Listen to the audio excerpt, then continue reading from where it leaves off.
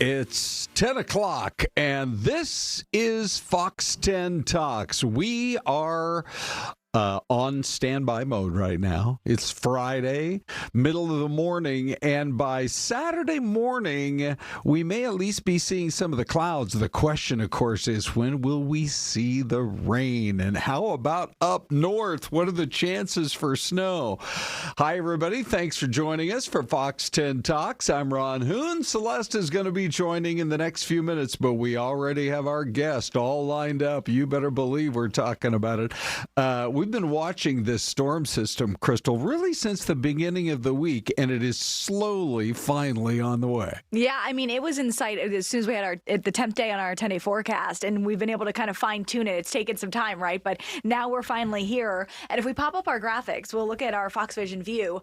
Although Arizona is pretty much entirely clear, it's pretty obvious that there is rain just off to the west of us that will be moving our way. Actually, it's worth noting that in the Los Angeles area, there's already some flood alerts in place, and there is concern for some serious flooding and mudslide issues over there because of how much rain they may receive before it even gets to us. So we won't get as severe of weather as they are expecting, but we are watching our own chances for some showers and storms to develop. Okay, I'm going to take a look. I was talking with Kelly in our live control. He's got a camera. You guys can let me know if you see it somewhere. A live camera from the L.A. area that shows just how much rain is already coming down right now. And so let me pop that up. This, he said, I can get you the airport. I can get you kind of some of the suburbs. He said, but right in the heart of L.A., it's been really pouring on, I'm trying to remember what street he said this was. But anyway, yeah, this is what they are. Oh, look, they got those Waymo cars over there, too. Oh, yeah, they do. This is what they've been dealing with now for, I think, ever since early this morning. Yeah. So and they're going to continue throughout the day. So that's why there's already some flood alerts over there. Oh. And then that'll start to move our direction tomorrow, as you mentioned, really more like later in the afternoon and into the evening. So I've already I can't even tell you, Ron, how many people have messaged me because this is event season, right? So oh my gosh, there are weddings outside, there are farmers markets outside, there are festivals outside. And so the good news is that the entire weekend's not a washout. Events today are going to be okay. Events tomorrow morning are going to be okay. Tomorrow afternoon becomes a little more questionable. Tomorrow night and Sunday morning, I do not think are going to be great for outdoor plans. Okay. Hey, guess what? I also had Kelly line up. I said, well, it's not going to be in the valley by 10 o'clock on Friday morning, but can you give us a look at western Arizona? You're looking live at Lake Havasu City. They've got that great camera there. It just kind of scans to the left and then scans to the right. And you can already see the clouds are starting to come in. Yeah, the clouds have been rolling in. Even yesterday we had those kind of like in and out clouds that rolled on by. This is all outer edge of this main event, which is that area of low pressure that's swirling and going to be pushing moisture our way with a cold front. So yes, we're starting to get some clouds, especially the western edge of the state. But realistically, better cloud coverage, and then finally the moisture won't arrive until tomorrow, it looks like. By the way, Brandy's already firing up the questions for Krystal. Any concern for Globe possibly being hit again? And then will there be enough to worry about flooding here in the Phoenix metro area? Yeah, so Globe certainly will see, it looks like, some rain. They are not under a flood concern in any level right now, which is good news. Parts of the valley are on what's considered like a 1 out of 4 on the flood. If you want to go to my graphics, actually, I can pull the graphic up itself. Let's see. Okay, yeah, sure. And get to it. What I would call like a 1 out of 4 on the scale. So this is put out by the Weather Prediction Center for the entire country each day.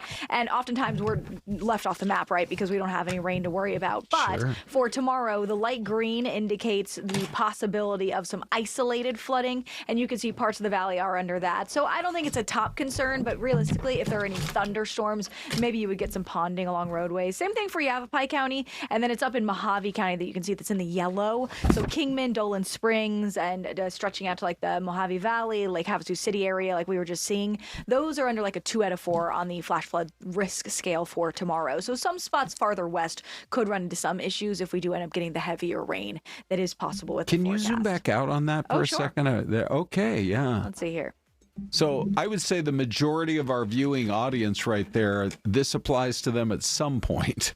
on the percentage of rain chance. This is also, that's where it really gets serious, is the chance of flash flooding. Yeah. Up in the Mojave County area is the spot that's a little more at risk. Not to say that it's impossible around other parts of the state. I do think that if you cut the state into like 4 quarters, that the top left quarter would be the area that's likely to see the heaviest rain.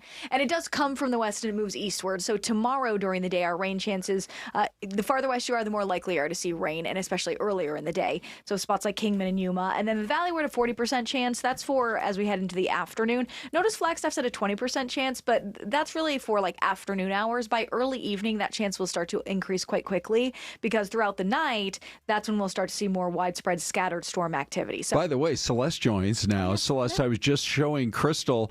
I'll show it to you as well. This is Dave. What street did you say this was in the Olympic Boulevard in LA? It's been raining for hours.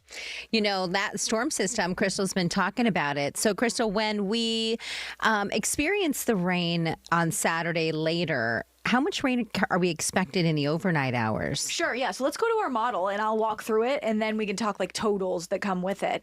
So this is our Fox weather model, which is cool because it's exclusive to us. We've got some real smart guys on the team nationally that put this model together. It's really pretty impressive. So this is the model going through to this evening, rather, where at 6 o'clock you can see a few little showers starting to pick up near Mojave County, but the rest of us are totally clear. So like I said this on air, but I have plans outside tonight. So if the meteorologist has plans outside, you're probably good.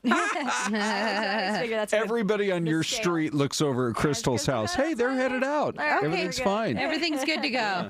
And then this is tomorrow morning. Now rain a little more filling out in western parts of the state, Yuma County, La Paz, Mojave. Still actually looks pretty good in the morning hours tomorrow in the valley. But as we get into the afternoon, the models are a little spread. Is it 1 o'clock? Is it like 4 or 5 o'clock? There's a little bit of question there as to how early it could come in. I think anything early would be pretty spotty, and then it'll fill out more so as the evening and night progresses. So I would say past 3, 4 o'clock at night, the evening rather, you should start to expect those storms to be scattered. But I'm gonna slow this down so you can see how spotty it is. So there's periods where the rain passes, maybe it's heavy briefly, then it's dry again. So it's very scattered activity throughout the night. It's not going to be just constant rain all night long.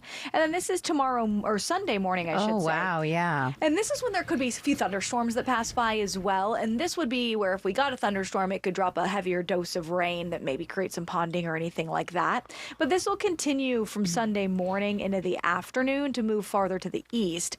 I do think this model may be overdoing it a little bit on how heavy it is off to the east, but it gives you the idea of how it spreads by 4 or 5 o'clock Sunday evening farther away from the valley, so starting to dry out. I had somebody reach out and say, hey, I've got a wedding on Sunday night. What are you thinking? And I think that probably they're going to be okay. The showers may be in the vicinity, but starting to clear the valley proper. Still some activity, though, up in the high country, so the Kaibab Plateau and the tip tops of the San Francisco peaks may be able to see that turn over to a little bit of snow on Sunday.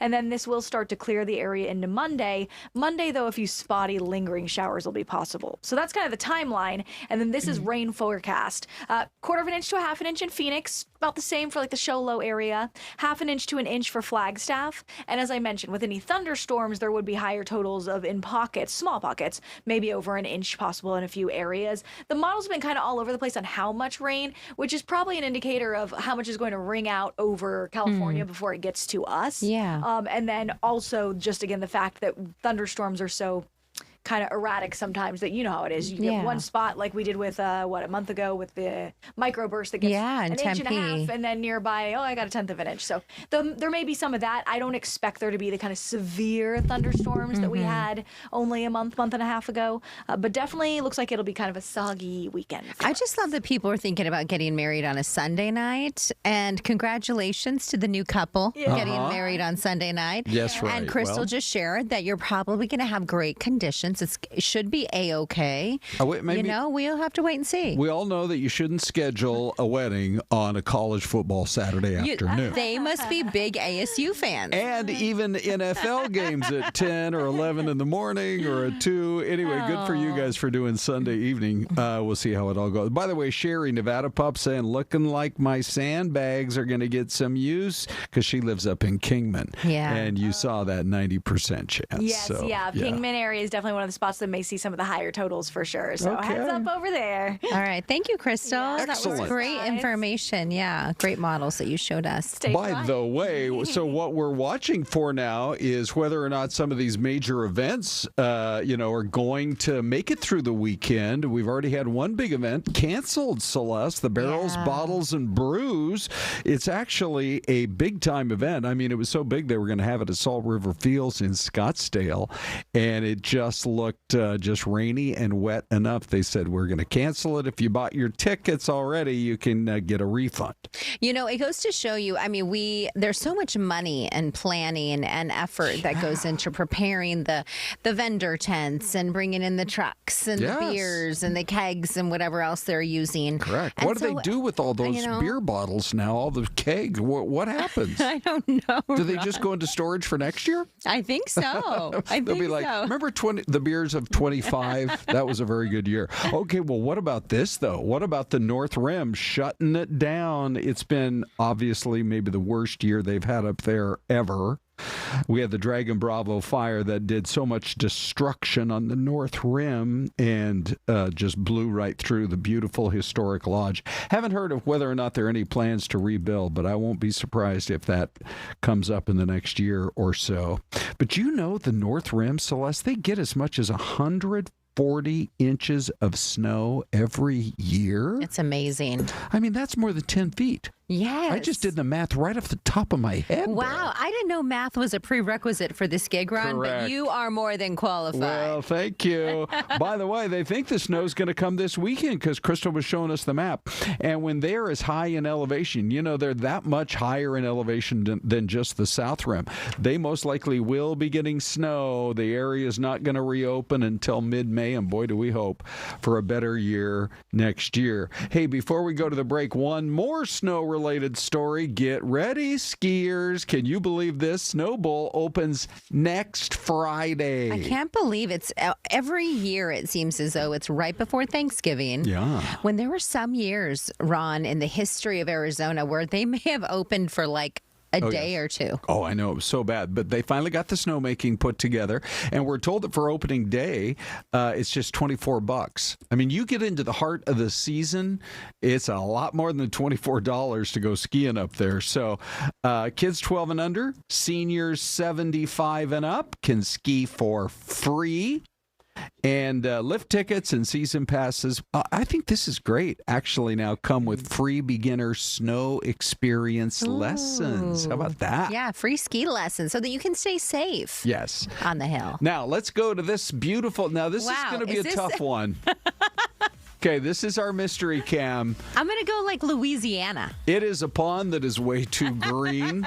Where do you think we are? We'll be right back. Oh my goodness, that's hilarious. Kelly said if you want a hint.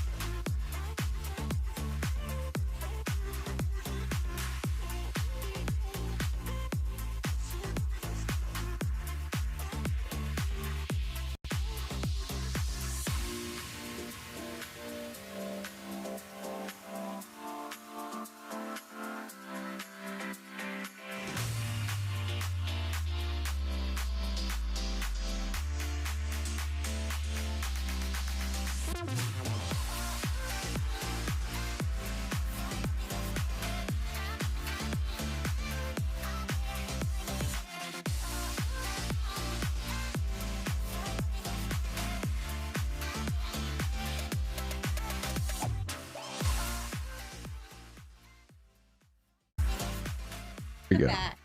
What's that, Celeste? Welcome back, everyone.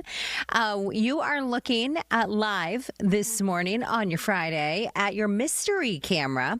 We do have some very good and creative guesses in the chat. We have Emperor Ivan, like Emperor Ivan. He says he's going to stick with Florida.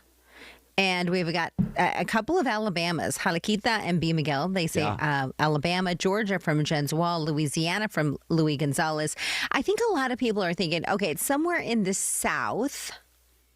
And for Ron, sure. What are your thoughts, Well, Ron? okay, so Dave said that Kelly said, because Kelly's in this week for Dean Pizzini, Yes. that there may be gators in the area. Yeah. We might even see, I'm watching closely to see if, have you ever been in the South where you know there have been gators and you see they call it a gator slide? And it's kind of a slimy area that they create for themselves to slide in and out of the water. Oh, interesting. We were in Alabama. Renee grew up in Alabama, and we went back to her old neighborhood.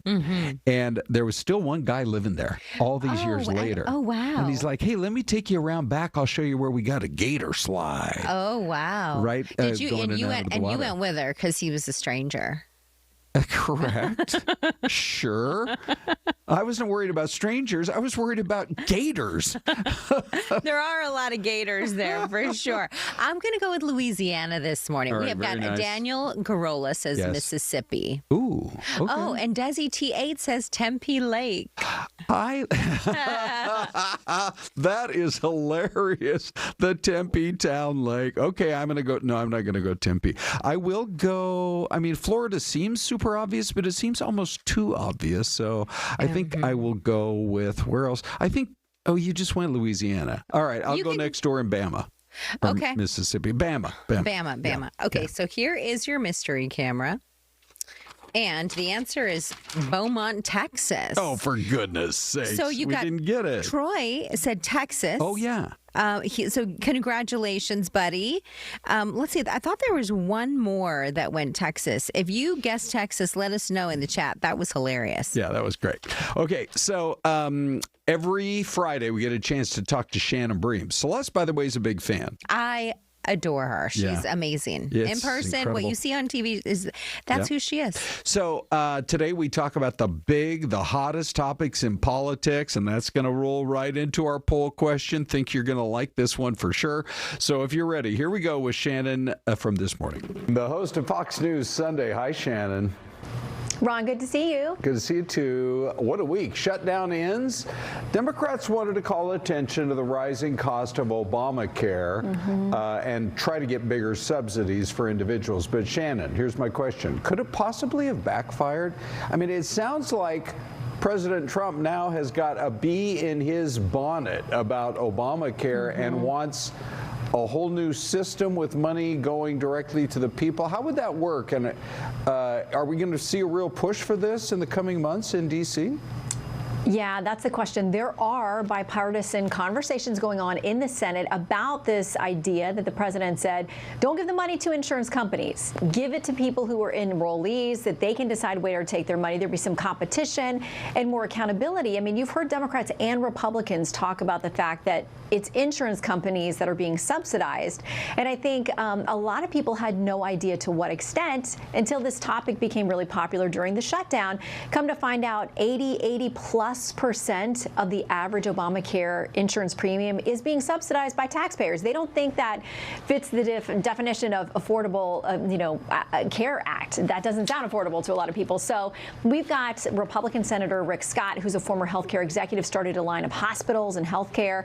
And we've got Democrat Congressman Ami Bera, who is a medical doctor, to talk with us this week about where they can find any kind of common ground. Okay, I'll tune in for that for sure. Now, look, you've covered the Supreme Court long enough to know not to read too much into the questions the justices ask, but does it seem to you that the president's tariffs are in trouble? And what are these alternate options I keep hearing about if the court does rule against him? Yeah, it seemed like most of the court was very skeptical about the way the president's used these particular tariffs, these reciprocal tariffs under an Emergency Powers Act.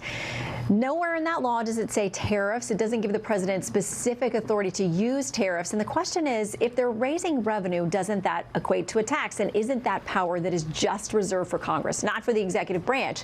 So plenty of skepticism. I think it's going to be an uphill battle. Not that the White House can't win this, but I think they're realistic in trying to plan for other alternatives you mentioned. So there are other statutes and other places the president can go, and even in concert with Congress in some cases, outside of the law that he used for the bulk of these taxes, well, if they turn out to be taxes, the bulk of these tariffs, there are other statutes that would allow not as sweeping a procedure, but there are other places they're going to have to look for this tariff authority. Well, we need to talk about the Epstein files. Virginia Giuffre seemed to clear Donald Trump of any wrongdoing in her statements, but what are you hearing? What are the Democrats hoping will come out of the full release of these documents? And do you think could we see some more timed leaks? The one this week kind of felt like it came to maybe stop him from taking a victory lap on the end of the shutdown. Yeah, maybe. Republicans and the White House will say directly there's nothing that has shown up and there is nothing that will show up that implicates the president in any way. They are pointing to the fact that Virginia Giuffre, in every opportunity she had to talk about President Trump in her books and under oath, she always said that there was nothing ever, that he didn't even flirt with her. There was nothing untoward she ever saw regarding him. Democrats say they want more. And next week, it looks like the House is going to vote on this Transparency Epstein Act that would tell the DOJ, release everything you've got that's unclassified. We want to see settlements. We want to see plea deals. We want to see investigative trails. So, I mean, that would have to go to the Senate and to the White House eventually, too. Okay. Sounds like some great guests this weekend, Sunday morning here on Fox 10. Shannon, thanks.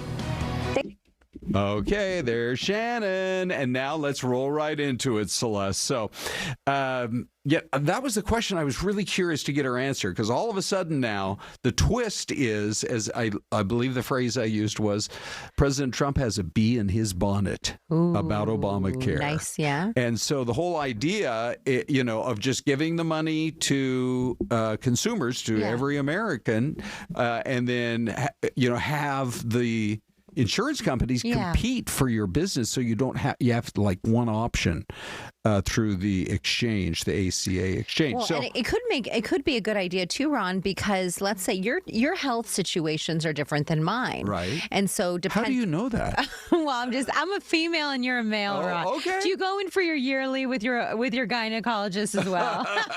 I forgot to get one of those.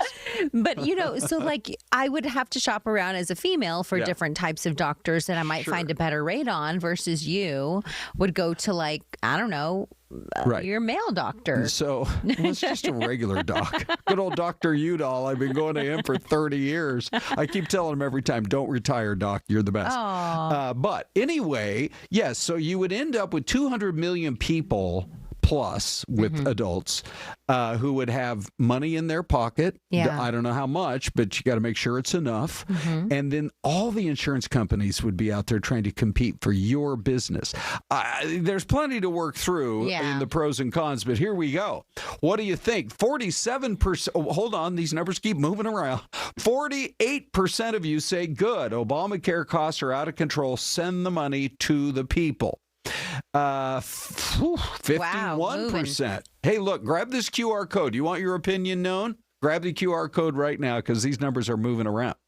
Okay, so 51% are saying it's not good. Keep Obamacare like it is and increase the subsidies. Then the other option is, how about this? Well, the numbers moved around again. Now good is up. Okay. Anyway, keep giving us your input. How about this? Democrats and Republicans work together to improve the current system. 3%. So that's another option right So there. give you an idea of what the YouTube poll looks like. Very similar. They're not up yet, Ron. If you want to go back to the regular poll numbers. Yep. So because they're very similar, actually. And sometimes they're very different. Yeah. So good, Obamacare costs are out of control. Send money to the people. 41% say that. Yeah. 30% say bad. Okay. And 29%, which is higher than what we see here, but considerably, says let Democrats and GOP work together to improve the current systems. Well, that's what's been holding up the government shutdown. That's what's been holding up. That was the basis for the shutdown. Right. And So there's a lot of anger 29%. still directed at Chuck Schumer. But guess who was the one person who said maybe we should lay off Schumer a little bit because it's bigger than one person? Who was that? AOC. I was going to guess, yeah. I mean, so I don't know. Why do Maybe a little people- bit of an olive branch, but I still say it's going to be the two of them in the most epic Democratic primary we've seen in the Senate in like 50 years. Why do people always come down on the leaders that want to make peace, that want to be the peacemaker of some sort? Yeah. Like, we can't continue just fighting. Yeah. You got to work it out. Honestly. Okay, so, I mean, what have people said for years? They're sick and tired of the two sides being so far apart, they don't even talk to each other. Let's figure out a way to work together. Right. So then they work together and people are outraged. Exactly. So, I don't know. Ron? Let's go to Celeste. So you've got the poll question there. Now, here's what's coming up. Dave is, matter of fact, we might be able to go to you right now. Do you already have some comments, buddy? Yeah, buddy. Okay, Always here we do. go. All right. So today, a lot of really good, passionate comments as always. Mama Cass says we need health care for all, a single-payer health care system just like every other developed nation in the world. Lord Howe Productions 3733 says he, as in Donald Trump, only wants to send us $2,000, not even close to being enough for health care. It's like $400 or $500 a month for family medical. And Mondaine Kind Queen says it's so expensive because Trump himself deliberately sabotaged it, primarily by reducing the penalties for not getting health insurance to zero, thus shrinking the pay pools and increasing costs. And one more, Miller Repin 4452 says taxing people and providing a service is much more efficient than giving people money back directly. Think about it, if you get more money, that doesn't mean it'll match the premiums, but if the government makes the infrastructure and provides the service, that can be more efficient. Really good comments, really insightful. Keep them up, everybody.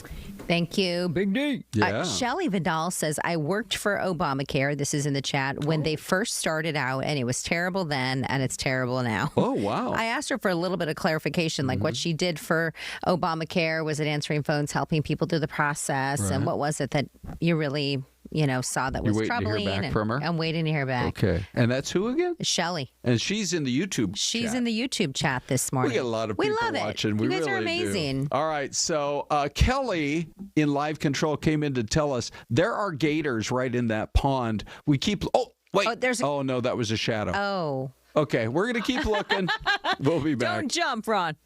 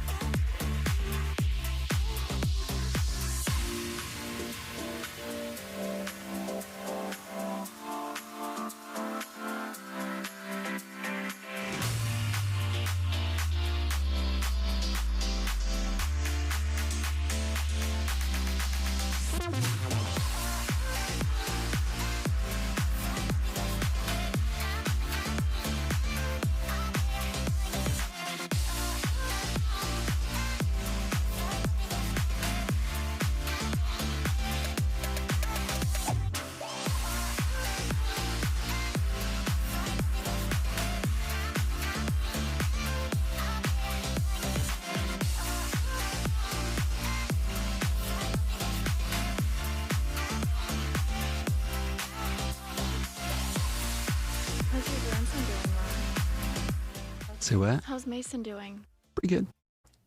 Hey, 10:30, everybody. Welcome back. Now, if you've been watching on, say, Channel 45, Fox 10 Extra, or on Samsung TV, or some of our many TV platforms that carry us, you've been in a commercial break. If you've been watching on YouTube, you might actually have seen we had one of these gators just swim away about 1 minute ago. Oh, the one up top is moving. I know. At first, we're like, are those just statues? Yeah. Look at how they don't even move. They are stealth.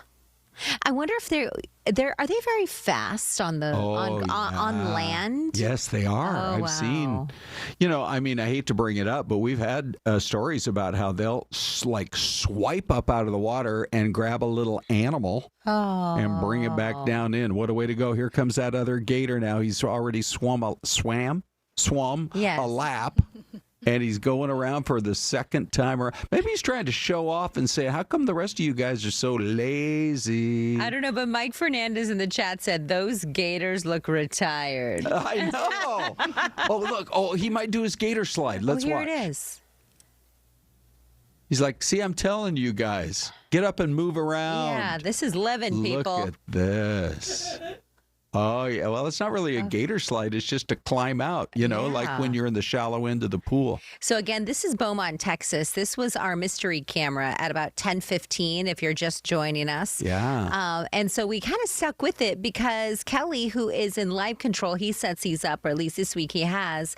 And this was Beaumont, Texas. That's a live look. But look how still they are. There's 4 gators up there on land on the top left. And the earlier 3 are not intimidated because they didn't budge. No. It's weird. So I guess I've never really watched gator activity live, but they don't want to move. I think we almost have to stick with this throughout the show. Yeah. You know what I mean? Jen's Wall says, hey, I got a feeling some of these guys are going to be some snazzy boots in the future. And not just that, but Bella, Bella joins also, guys, in case you hadn't heard her voice earlier, but you were talking about gator jerky. Mm-hmm.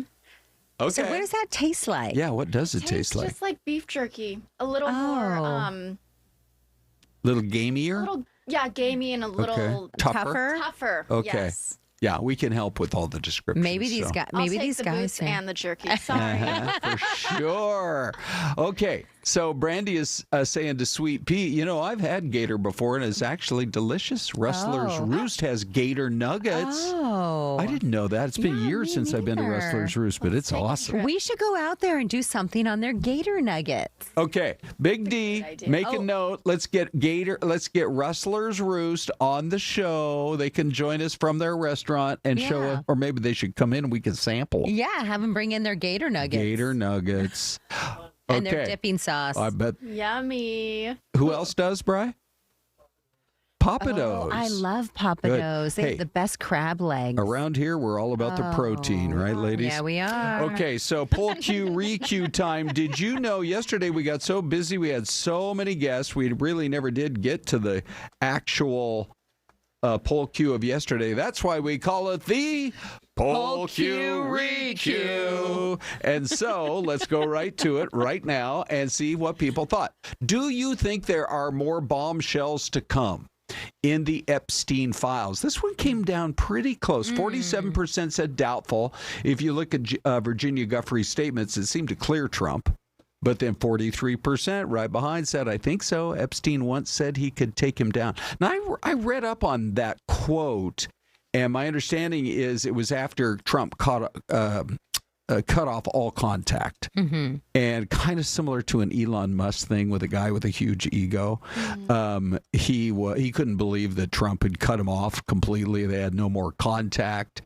And so this may have been sour grapes, or it may have been I'm sitting on a treasure trove of info. Who knows? 10% saying maybe let's just get all the files released. And I think, Celeste. Yes, sir. I think we got the YouTube version as well. Here we go. Look at that. 4.8 thousand votes on this. This is crazy. Do you think there are more bombshells to come in the Epstein files? 20% say doubtful. 17% of you say, well, maybe. And 63% of you say, I think so. Epstein once said he could, quote, take him down. Yeah. Okay, so Dave, hardworking Dave, you guys, Big D, also has comments on this as well from yesterday. Because when we're pushing 5,000 votes on YouTube, Dave, we got to talk about it. That's right. There were hundreds of comments on this poll question. Christine Carroll in Mesa says, I believe that Trump is completely 100% untouchable. With that said, though, the public absolutely has the right to know everything that those papers hold. Because fighting Trump is a futile fight, the Democrats should actually work on their party and fix what they can themselves. Greg F. 4416 says if they haven't destroyed the evidence or shipped it to Mar-a-Lago, he's all over the files. As long as he controls the investigations and his lapdogs in Congress, the bombshells won't matter. We seem to forget he has rigged the system so it no longer works. And finally, John C. 1014 says, my take on this is simple. If Trump was surely guilty of something, the Democrats would have already found every way to make it super public. They impeached him for far less twice. It doesn't help Trump that he seems to be trying to fight against such release of all documents. That definitely makes him look guilty. So my question then is what he's actually trying to hide. I'd guess he's just trying to protect some Republicans or other friends that he knows are guilty. Really interesting comments. You can keep commenting on this one, our new poll question, or everything else we've got on YouTube. By the way, it came out just, I think, maybe around 8 or so this morning that he said he wants an investigation of Bill Clinton because that's been a name that's been rumored out there with possible connections to Epstein and some other people as well. So who knows how big this is going to get. Well, if you remember when he was first in prison, there was people kept saying, oh, does he have a little black book? Does he have a list of names somewhere? Or maybe or Ghislaine Maxwell had it. Right. But that has never been discovered. I love how she's been in the news for 10 years and we're still stumbling on her name. I know. Is it Giselle or is it Ghislaine or is it Ghislaine? Who knows? I know. All right. So we asked Bella to join in right now because we have all kinds of things to talk about. It is National PJ Day. So, I never know what kind of an answer, Celeste, when I'm, you're busy on the show and I'm out in the newsroom coordinating the show. I never know what kind of an answer I'm going to get from Bella. But I said, do you guys occasionally actually do PJs in your family? And Bella, you said? I said every year religiously. Yeah. For Christmas. It's a thing in your family. I actually had Ron narrow the photos down for me. Oh, wow. Every single So year. awesome. And we only have a 2-hour show. I know. So let's take a look, Bella, at some of the ones that you did bring. Hold on. That's not it. Okay. Oh, When was that's this? so great. That was last year. Who for are we Christmas. looking at? That's my family. That was our red satin Christmas pajamas. From Oh. back in So the who year. chooses, Mom? Oh, it's Mom. Okay. She's in charge. Yeah. She just throws us the PJs and we go with it. Okay, so tell us who all's in there? So sitting down in the very front is my little brother, Matthew. Yeah. And then Who, by the way, he's like 6'2"? 6'5". 6'5", her little brother. Yeah. We hope he's going to play for the Huskies, Hopefully right? you dub, yes. And where does he play his high school ball right now? He plays at Auburn High School. Oh, what they're position? good. He's a shooting guard. Okay. Can kind of do it all. How about Okay, that? A good. 6'5" shooting guard in high school. Yeah, it's incredible. amazing. Okay, walk us through. Then my mom's in the middle, my dad's sitting down, and then my little sister Alyssa, is on the other side. Oh, such and a then what great about your shot. dogs? I'm holding my dog Miko, and she's holding our dog Mako. Oh, Okay. Now, so is this cute. when was this So one? that was 3 years ago. There's going to be a 2-year missing gap. I still have blonde hair because someone had to do the weather on Christmas for 2 years in Tucson. Oh, But okay. that was another edition of our Christmas Oh, PJ. That's a nice that's sweet. look. Yeah, it is. Yeah. Was that big in Tucson? The blonde look? Oh, no, this was when I was still in college. Oh, Yes. that's big in college. Yes, Okay. by the time I was working in Tucson, I went back to color.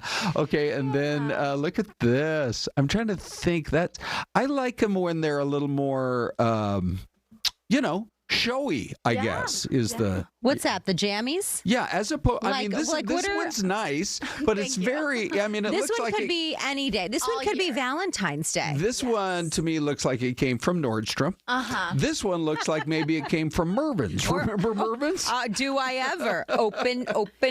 You remember that commercial? Right? Yeah.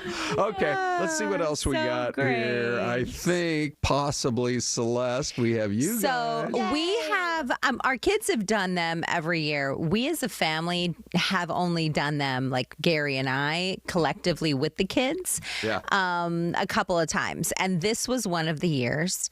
And the kids love to do it, but mom and dad, we don't necessarily always. Yes. And I don't necessarily I'm not the type to go, here, honey, you need to wear this. I mean, really? but if he wants to, Yes. you know what I mean? Okay. Yeah. Sure. So this was us one Christmas. That is so great. By the way, these comments are cracking me up. So Troy says, go Camus. Sorry, Isabella. So... That's fantastic. Okay. So Camus is all the way down by Portland, Oregon, and Vancouver, Washington.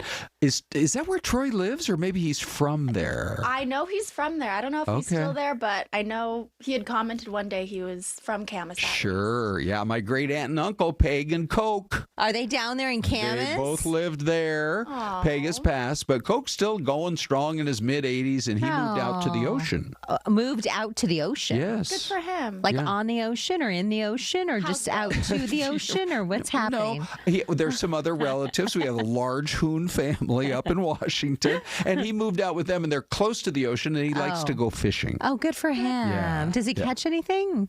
Crab, salmon. I'll have to get onto Facebook to see it. If he did, he posted about it, that's for sure. All right, one more. Ready? Here we go. You guys, I found this one. Oh, that's cute. From a few years ago. And That's cute. So you can see we're sort of halfway in our red checkered look. Renee had it going, and that's Mason, who's now quite a bit bigger than that. He's a football player now. And then she was holding Everett, who is turning 8 years old and getting baptized this weekend. Yay. We're so proud of you, Rhett. You're oh my gosh, an and awesome that tree kid. is beautiful. Yeah. Mm-hmm. Yeah. Okay. Well, Your wife is amazing, Ron. yeah, she Renee, really is. Renee, you're amazing. Magazine photo. Does Yes. it look Straight out like of a it? catalog. Like an Arizona Highways magazine? does. Or what kind of magazine? I was thinking like Phoenix Home and Garden. Oh, there you go.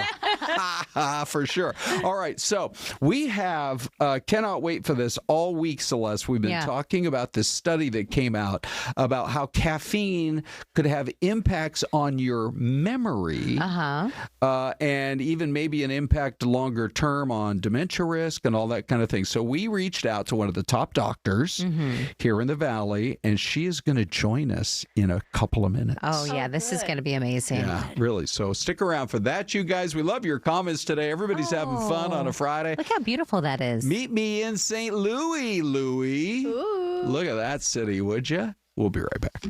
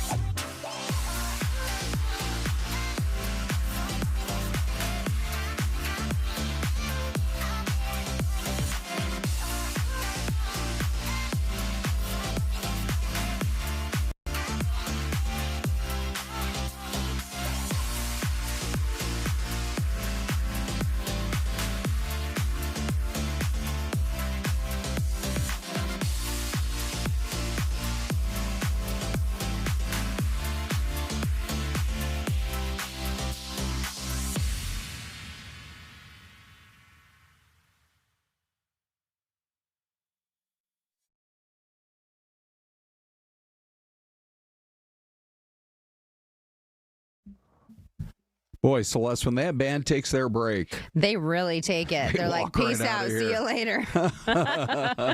Okay, so yeah, a great shot of St. Louis. We welcome you back. This is the 2-hour streaming show that we call Fox 10 Talks. I'm Ron Hoon. This is Celeste, and we have a special guest joining us today. It's Dr. Parichita Choudhury. And you have, I think, a big following because you've already been on Fox 10 TV a number of times, right? A couple of times. Yeah. Yes. Yeah. You can lean in for that. Oh, for us. yeah. There you go. Right Perfect. Up, right, Perfect. like it's your best friend. Okay, so let's talk a little bit about this study that came out that said, I think it was based on lab rats, right? Is that kind of how it began? And they looked at caffeine and its possible impacts on our memory. And let's face it, we all either drink coffee or, or a soda or a diet soda, or we get it one way or another. What did you learn from this? Yeah, so I think the evidence for caffeine in mouse models and rat models is very robust in the sense that there has been a lot of studies that have looked at it, and it has improved alertness, improved attention, improved working memory, improved general or slowed down cognitive decline.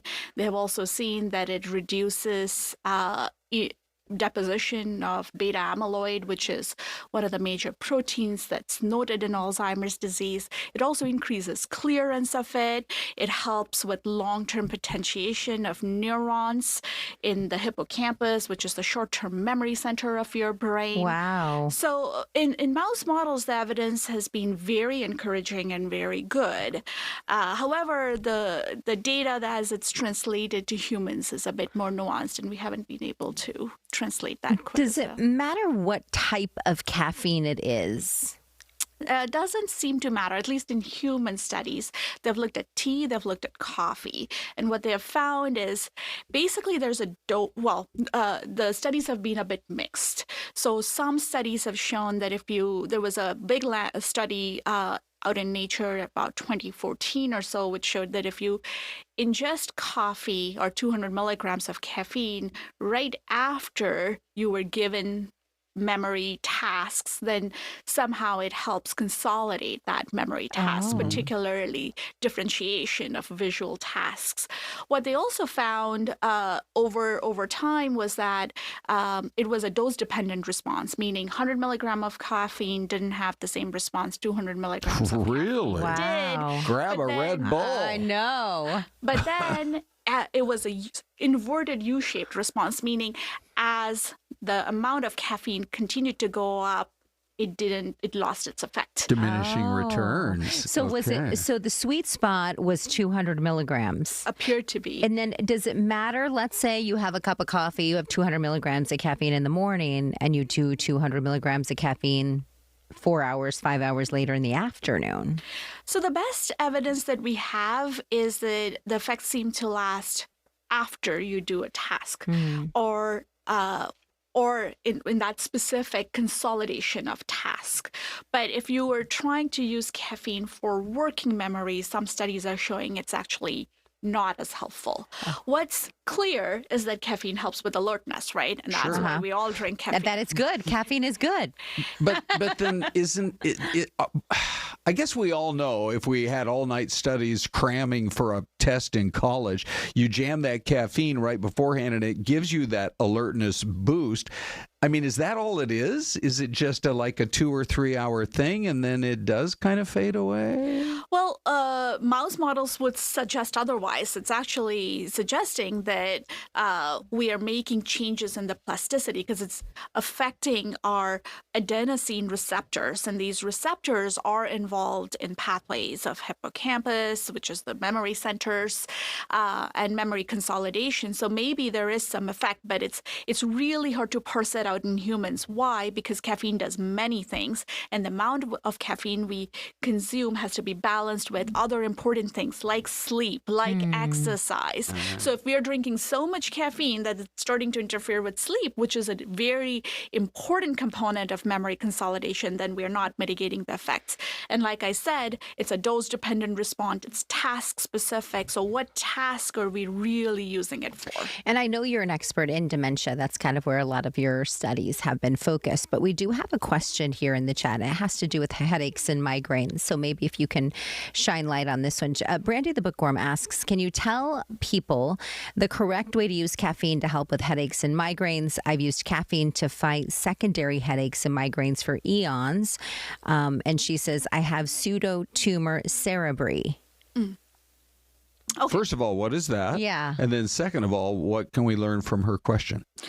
Okay, so pseudotumor cerebri is also known as idiopathic intracranial hypertension, meaning it's a type of headache where the pressure in the brain increases because the CSF volume in the brain is increasing. Okay.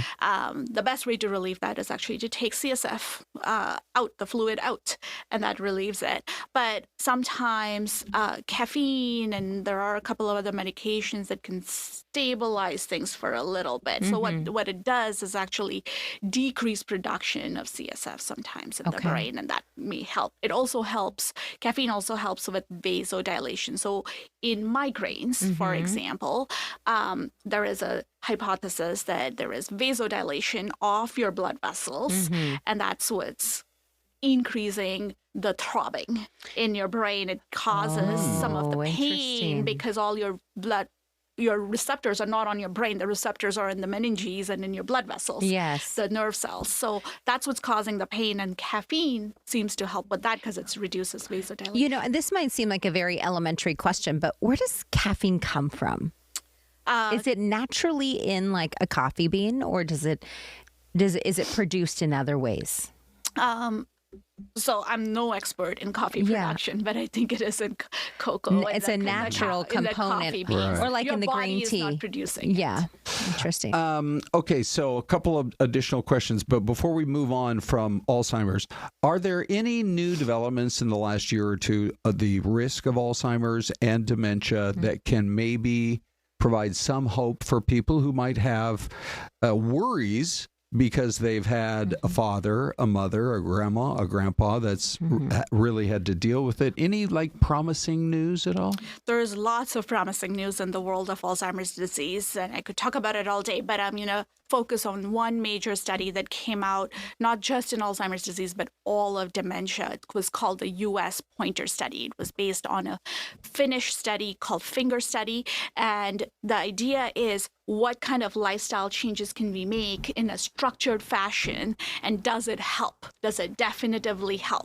And what they did was they took about 2,000, 3,000 people who had a risk of dementia in the future, whether they had a family history, whether they have high blood pressure or other risk factors. And they divided them into two groups. For one group, they said, okay, here are all our recommendations. Go forth and implement them in your life. For the second group, they said, well, we're going to actually make it a prescriptive process where we are going to hold you accountable for coming back and making the change in your diet. So Mediterranean diet, making a change in your activity level, making a change in your cognitive activity, and so on and so forth, and also changing your risk factors, so treating your high blood pressure, treating your diabetes, and so forth. And they found that everybody that made any change in their lifestyle improved. But the people who were in the second group, who were given a prescriptive process, improved much more. And in general, they said that people felt that they were younger by about a couple of years. Wow. Okay, that is really so we need to do that. Is it true that you, like when you do games like Wordle or Sudoku, like those help you kind of? Yeah, because I play that so much, I think I might live to 100, but go ahead.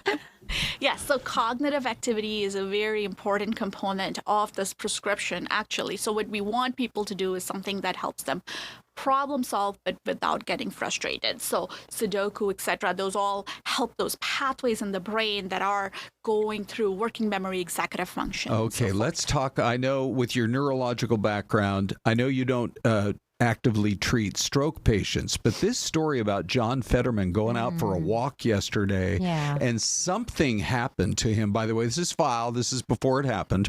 But I guess it was something called, not A Fib, which we've all heard about, but it's called V Fib. What is V Fib?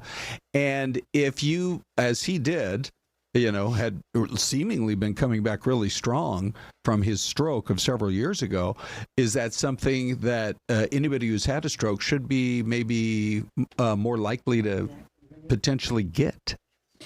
So, caveat, I'm not a stroke neurologist and I'm not a cardiologist, but stroke can cause dementia. So from that perspective, so V Fib is an abnormal rhythm of the heart, and it typically affects the ventricle, so the lower half of the brain, and it causes basically fluttering. So for your heart to beat properly, and this is a very elementary understanding of how the heart beats, is that it needs to be in a coordinated fashion. The top half beats, then the bottom half beats, and valves close and valves open so that your blood flows into all your different organs, including your brain. And that's how your brain gets perfused. Now, any abnormal rhythm of the heart can lead to a stroke, meaning that abnormal rhythm leads to the heart not beating in a synchronized fashion, and therefore blood can pool in the heart in those cases. Therefore, you have an increased risk of clotting, and those clots, even though tiny, can fly off and go to areas of the brain and clog off the littler vessels, blood vessels, and that's what we call an ischemic heart attack. Is there anything that he should have done to try to prevent this from happening? Well, I'm not his doctor, so I can't say for sure. A person like him. But a person like him, so V Fib is harder to say exactly. There can be many causes of it, but in general, atrial fibrillation, ventricular fibrillation, all of these heart arrhythmias, while some of them can be genetic, our lifestyles can affect this. So one of the biggest things is hypertension. Treat your hypertension, coronary artery disease, so our risk of having heart attacks, if we treat those risks, cholesterol, etc., active lifestyle, and alcohol. We need to have you back for like the full hour. I feel like I'm so much smarter now that I've learned a little bit. We need to have some caffeine here so that we can absorb the learning. Correct. Ron. We're going to call it the Dr. Choudhury Show, co-starring Ron and Syleste. Are you on board with something like that? I would love it. Can I quit my job? My real job? No, please don't do that. Yeah, we learned so much from your visit. Thank you so much for coming in. Thank you, Dr. Choudhury. Okay. Well, we've had a great hour, and guess what? Ty and Anita's off. It's Ty and Dom. Ty and Dominique. She's got her own fan club. They're coming up next.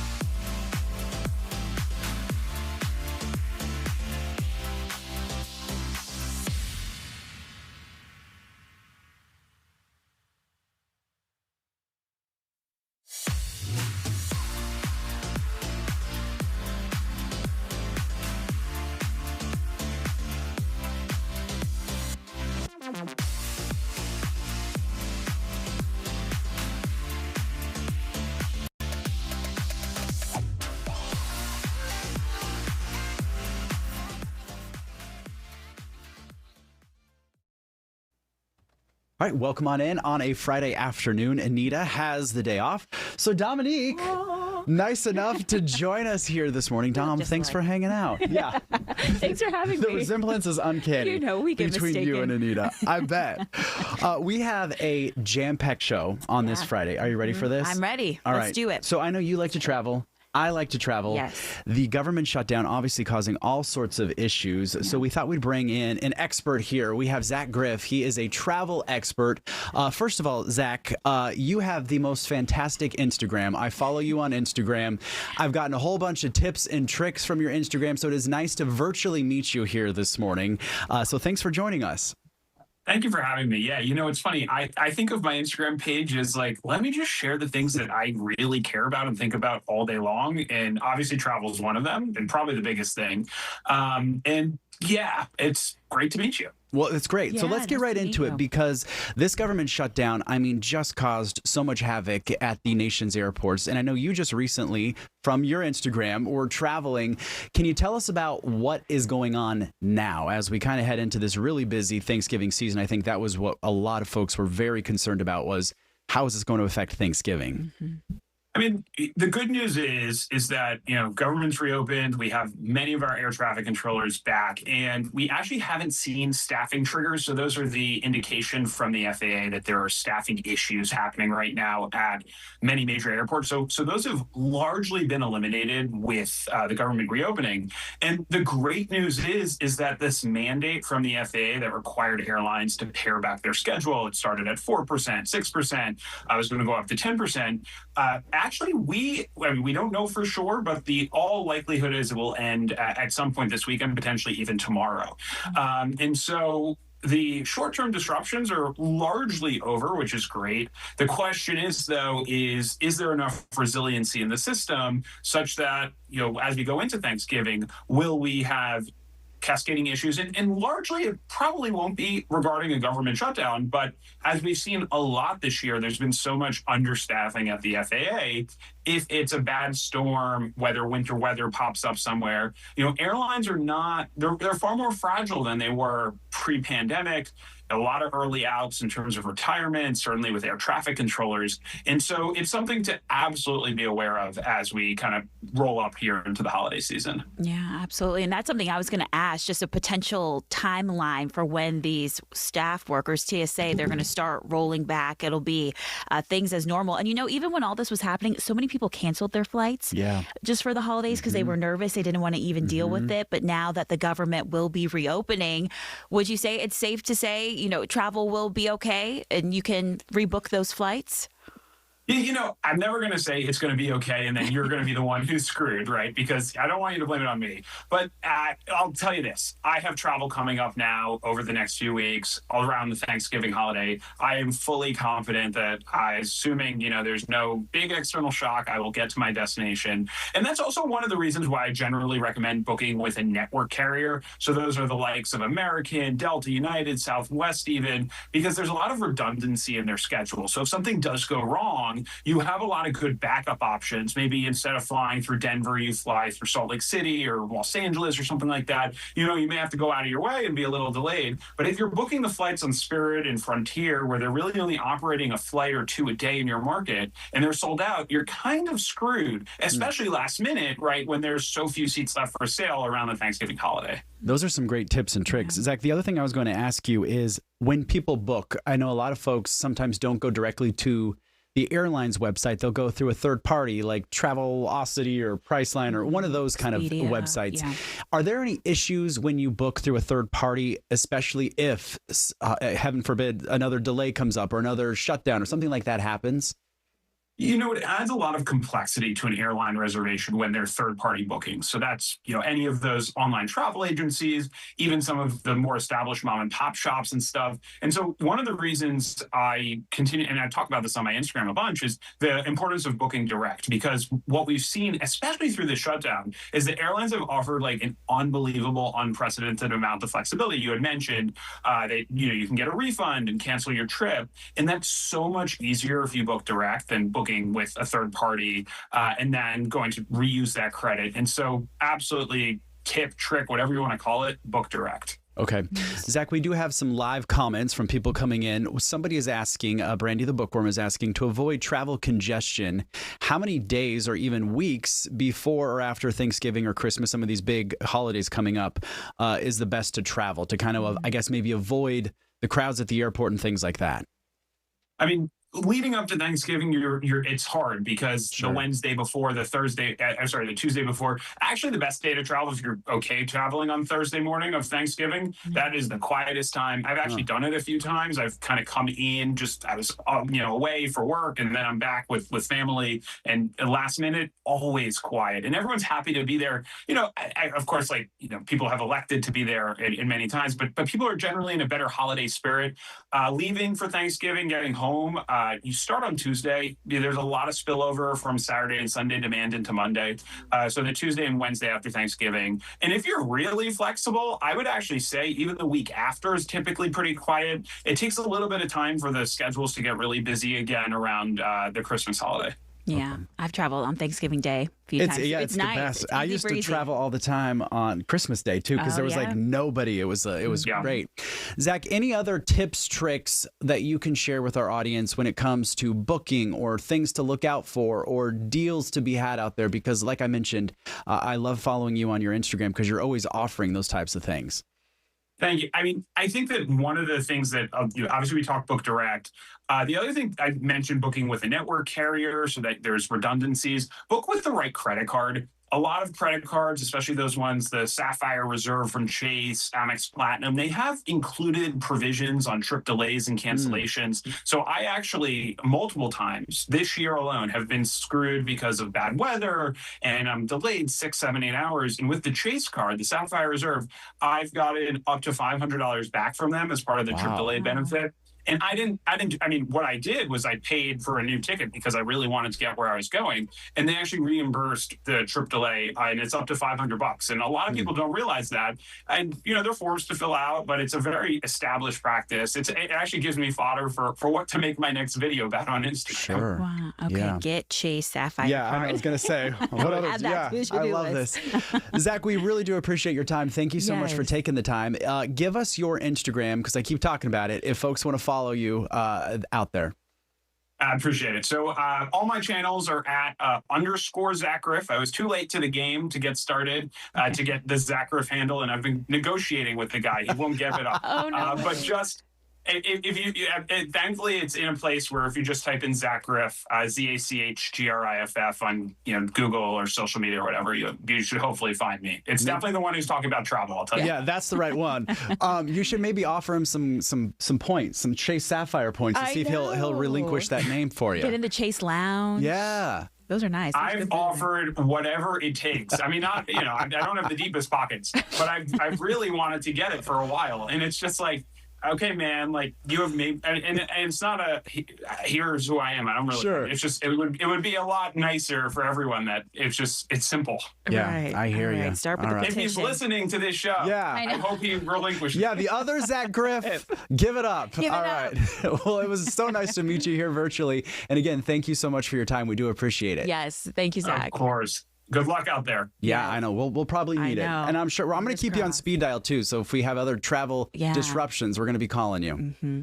Yeah, listen, the holidays are a busy time for disruption. So many people are traveling. It's good. It's bound to happen. Hopefully it's not to either of you or any of the people listening. Yeah, Perfect. Absolutely. We appreciate it. Traveling soon. I know. We hear it. All right, Zach, thank you. Thank you, Zach. All right, we're going to have Krystal. Appreciate it. Come on Thank over, you. Krystal, because we're talking about some pretty big changes that's going to be happening in the weather department. It's going to be a little damp. Yeah, it looks so nice out there right now. Plenty of blue skies, and the temperatures have been so nice as well. But as Krystal has been warning us over the past couple of days, some big changes are on the horizon. Yes, they are. Welcome on in, Krystal. Hi, thank I know you. you're here at 10 o'clock, but we just can't get enough of you. Everybody loves a little rain. We do. Although on the weekend, maybe not as much. It would be preferable like a Tuesday, Wednesday rain. Okay, but can I just say something? I actually like a weekend rain because I actually get to enjoy it. You know what I Oh, mean? yeah. That's true. Because I'm not working. Covering Sleep it. You get to, in. yeah, and have a cup of coffee, watch the rain come down. That's It's one of my fair. favorite things. The only problem is all the events going on this weekend. I I've been blown know. up by people. Actually, right now I'm texting my former wedding coordinator because she has a wedding this weekend, and she's like, "Can you tell me if I can keep the wedding going?" You should charge. You should be like a bridal Savannah, are you meteorologist. listening? Don't you think that'd be a good idea. Oh yeah, I would keep my meteorologist on speed dial. Yeah. Get married. What are we working with? You'd be like, all right, sell me $10 and you get your personalized forecast. For every day's worth of info. So do we want to take the maps? There we go. Yeah. Okay. So this is how things are looking right now on Fox Vision. A couple things to note is that obviously right now we are totally dry, but we do see a few showers starting to creep into like the western edge of Mojave County. Most of the rain is farther off to the west of us in California. And actually the Los Angeles area has been getting a good dousing of rain all morning long. They have concerns for some serious flooding and even mudslides out that direction because of this storm system that's going to be rolling through, both with the low pressure center and then that cold front with it as well, which is going to drop our temperatures. I am excited about that. Me too. I'm so ready to wear my sweaters. Yes. I have like a way too big of a collection because I used to live in the Northeast, so like they don't get a lot of daylight anymore. Collecting dust. So here's a look at the rain intensity outlook for us. Today we are dry in the valley. As we head into tomorrow, there will be the potential for some like light turning steadier showers as we get later into the day and into the evening. And then overnight and into your Sunday, that's when some steady or even pockets of heavier rain are going to be possible. So this is the Fox weather model. Walk through it real quickly. There's tonight, just a few showers out west still. There's tomorrow morning, still really just out west. There's not a lot of movement, which is why most of the rain is focused over California and they've got that flood concern. But then you start to see some scattered activity moving in the later afternoon and into Sunday morning. So I would say like past 3, 4 on Saturday, you should expect that there'll be at least the potential in the valley for some rain. And certainly by Sunday morning, as you can see here on the model, which could include some thunderstorms as well. This starts to move off to the east. So by the afternoon on Sunday, it's more like eastern Arizona and northern Arizona that see storm action. And that's when also we could have a little turnover if the intensity is strong enough to cool us down some at the highest elevations for a little accumulation of snow at like, say, like Sunrise Ski or at Snow Bowl, where they're hoping to pick up maybe a couple of inches up there. So then after that, things should start to thin out into Monday. And there is another storm system we're tracking potentially for Tuesday into Wednesday. In terms of rain totals, again, the biggest totals are in California, but the areas in that bright green are more like 1/4 to 1/2 inch. That includes the valley. And then the blues you see up towards Flagstaff and along the rim could be up to 1 inch or maybe a little bit more if you get a thunderstorm over you. And this is for anywhere, but especially between Phoenix and Flag, that corridor. In those areas, you could see some quick pockets of 1 inch that could lead to some ponding on roadways as well. Are we talking about a lot of cloud coverage this weekend too? Yeah, it'll cloud up for sure on your Saturday ahead of all the rain, and then the'll be clouds through Sunday until the front passes, and then it'll clear us out. Okay. Yeah. Are you doing weather this Temperatures will weekend? drop. I am. I'm taking notes. Yeah, I was going to say. I might be texting you, girl.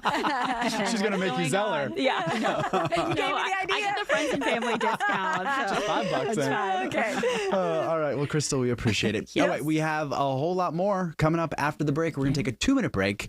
Much more. All right. Fox Coming and up. Fox.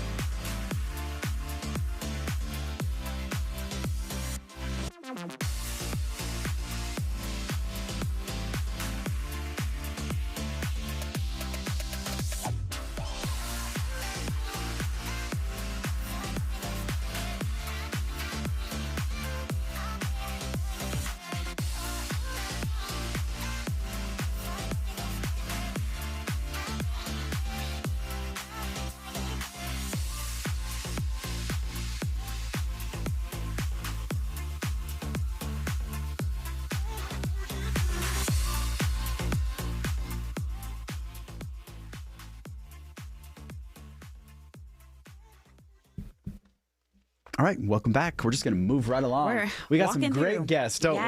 All right, so Allison Simmons is here, and coming up this weekend, we have the Heart Walk. You are the Heart Walk director, and this is going to be happening in the West Valley. Yes, it is. So we have, like you said, the West Valley Heart Walk. It is happening in Goodyear tomorrow, right here at the Goodyear Civic Square, and starts at 9 a.m. That's when our festival area opens. It's just a great opportunity to connect with some of our amazing sponsors that we have that come alongside us.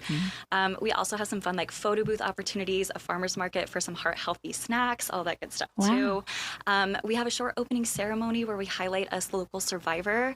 Her name is Goldie, and she will be there sharing her story. And then we also kick off the walk at 10 a.m. It's a really fun, great community event for everybody. Nice. A lot that you can do there as well. And also emphasizing some training going on. Absolutely. Tell us more about that. Yeah. So at the American Heart Association and here in Arizona, we are really hoping to have one person in every single household trained in the life-saving skill of CPR.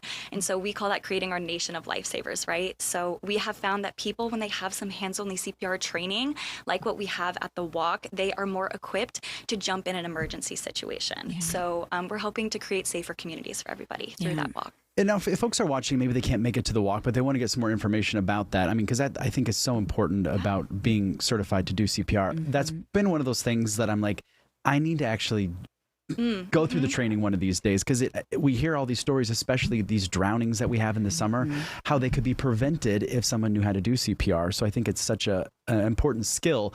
But how do people get more information about where they can go get classes or learn, or maybe if they already know how to get a little refresher? Yeah, absolutely. That's a wonderful question. So we, heart.org is the American Heart Association's website, and we have incredible resources for CPR classes, but also just training and awareness and the reason why it's so important.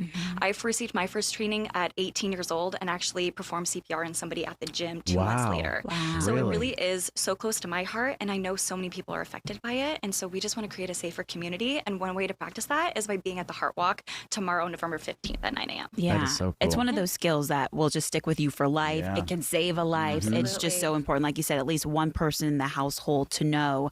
And the walk tomorrow, how long will it be? How long will people be out there for? Yeah, of course. So we have a 3-mile loop, but we also have a 1-mile loop for everybody. It is completely paved. It is open to everybody. Dogs on a leash, kind of my favorite part. Please bring your pets out.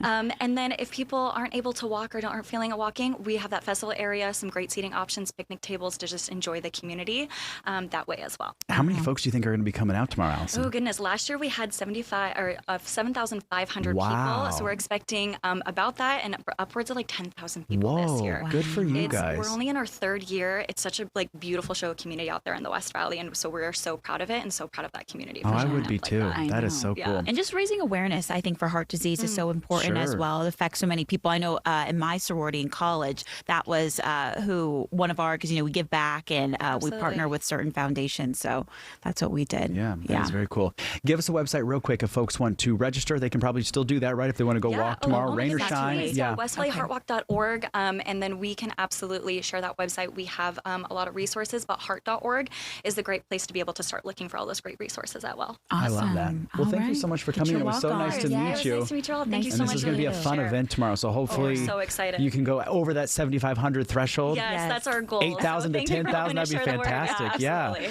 that's awesome. Well, thank you. All right. I'm so glad that Dom is here for this next segment, because if you follow Dom on Instagram, she is always trying out the newest restaurants, the coolest places in town. When people say, what are your hobbies? I like to eat and drink. What's so wrong with that? So I think this is the perfect next guest for us here this morning. We have Christina. Christina, good morning. Thank you so much for joining us. Thank you for having me. Yes. I'm so excited to talk with you. Congratulations as well on your new book. Thank you so much. Tell us a little bit about you and for our viewers and people listening and watching. I moved here in 2008, and I started back then writing for a magazine called AZ Vines and Wines. And that's really where I started connecting with the chefs and, the vintners and the brewers and distillers, all the artisans. And farmers here. So I really feel very blessed that I came in at a time where I feel like the culinary scene really was starting to take off. You know, when people think Arizona, especially Phoenix, they don't really think like how cool our culinary scene is. They think cactus and steakhouse and cowboy hats. Yes. But we really do have some pretty amazing chefs, restaurateurs coming into the valley. Yeah. I agree. And I feel like it's getting recognized. You know, we have so many chefs now showing up on Food Network it's or pretty cool. winning awards. James Beard Award we just had.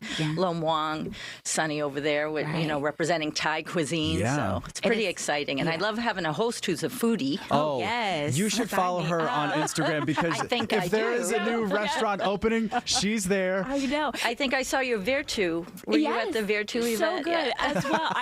You know me, hey, my hobbies. And just a wide range. We have a little bit of something, all types of cuisine here, chef backgrounds as well. What do you love so much about your job? I mean, to me, it seems like a dream job for you, but for me. But well, I cannot complain. The perks are wonderful. But I think my favorite part is really the people, the chefs, and not just the chefs, but the bartenders, the great wait staff. We were at Cowboy last night, and our server was somebody who won a cocktail competition I judged. Oh, wow. Cool. So it was really cool to, see talent wherever you go. Yes. So that was pretty fantastic. Nice. So let's talk about your book. You brought a picture of it, and I think we actually have some photos of it, too, so we can kind of give like a whole look at it.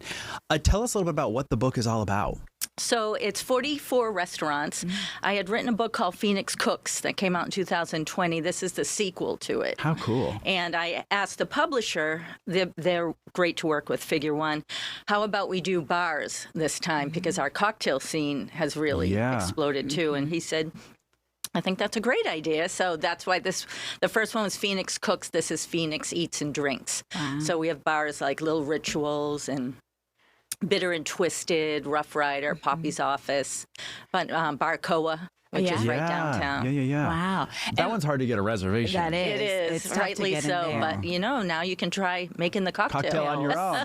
Well, that's what I was going to ask. Did you come up against any, I guess, maybe hesitation is not the right word, but some of these people like, I don't want to share my secret recipe with you? I had some chefs decline, for whatever reason, which is totally fine with me. But it's nice that the ones that are in here did share recipes. Some shared signature recipes. Some shared recipes that aren't on the menu, but they felt like represented them. So it's a little bit of everything. And that's what I was going to ask. Some of these recipes, are they, from home? These are long time, stayed in the family. These are things that people, they're a little bit newer. What were some of your discoveries just talking to all these different Well, like Fabio on Fire, I don't know, that's over in Peoria. Like he's from Italy, and so of course he did his cioppino, which is amazing. Simple, but I love too how the chefs promote other people. Like he talked about how Chula Seafood is where he buys all his seafood. So how important that is in a recipe. That's what I was going to say too. Is like you go to some of these restaurants, and I love how they are supporting local. From some of the farmers that we have to some of the bakers that we have, you see them kind of like shout out and help each other, which I think is actually pretty cool too. And I think that's maybe what fairly makes unique. Phoenix unique. Yeah, exactly. I was going to agree with you. And I've heard that from chefs who've worked in other cities.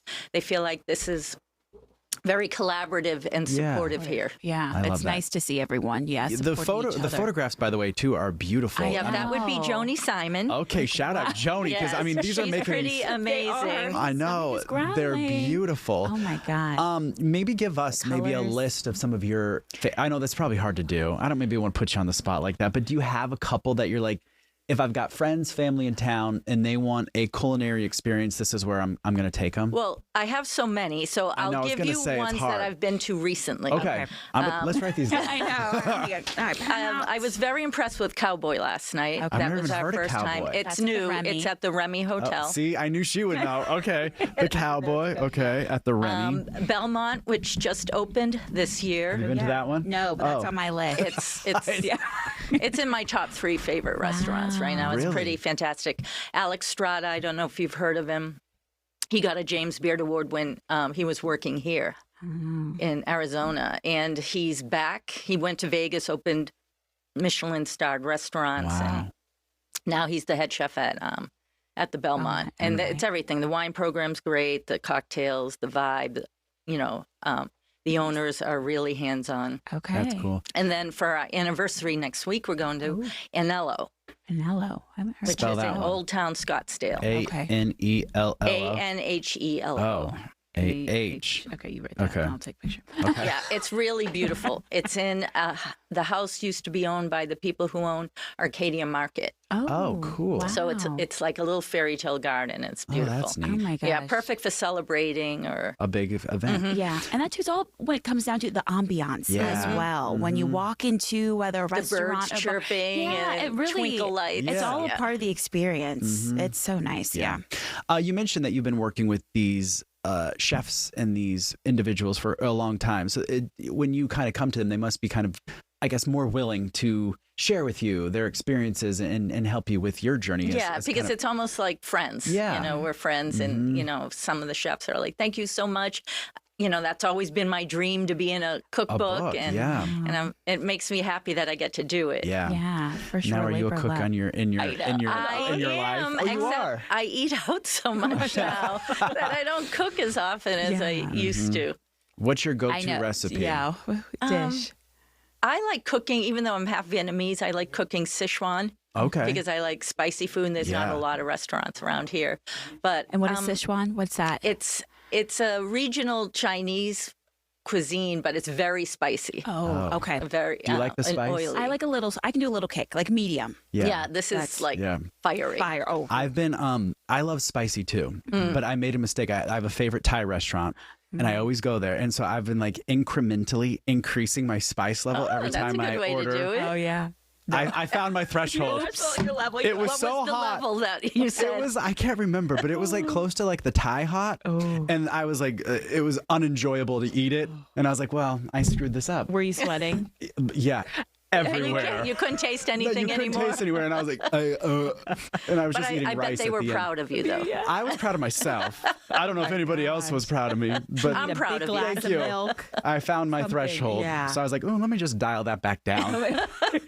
I did just watch a video though. They said you're not really enjoying or having good spicy food if you're not sweating while doing it. See? Yeah, I don't know. Especially on like a first date, you're like, I just beads of sweat. This is delicious. this is great. Oh. Taste buds gone for the next week.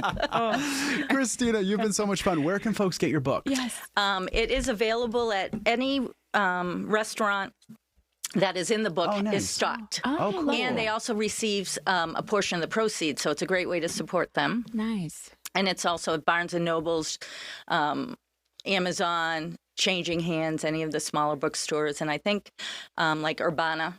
Okay. So like local centric gift Great. stores. Awesome. Well, Christina, it was so nice to meet you. Thank you so much for coming in. This was fun. And Yes. Dom, thanks for I filling know. in. Of course. Yes, congratulations. Des and Ron are next. Yeah.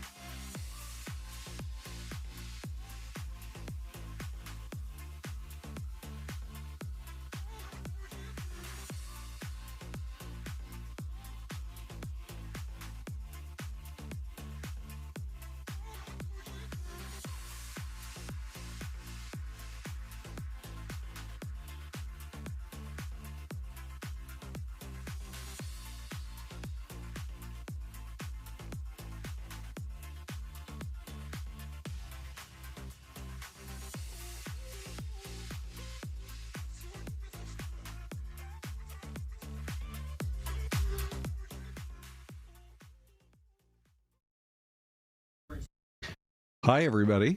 This is Fox 10 Talks with Ron and Des. Hey, good morning, guys. Happy Friday. What's that, Des? Happy Friday. Happy Friday. No kidding. I was saying how if I ever move downtown, I want to build, get a place right in that building, Des. I don't know if it's condos or apartments, but look how close you would be to Suns games. Oh, I know. That'd be the coolest. Oh, you'd be living the life. 2 minutes away from the Chase Field for all those great baseball games. Yeah. And the Fry's right there in the corner across from the... Oh, yeah. Good across from the arena.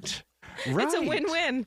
Sure. And you got a bunch of those restaurants right over there, kind of across the street from the Fry's. Of course, I mean, living downtown, people are doing it by the thousands now. And it was just, I remember when I came here 40 years ago to apply for a job, and I drove through downtown, and I literally looked backwards, and I said, that was it? Those 4 blocks, that was downtown Phoenix? It was the sleepiest downtown of any major city in America.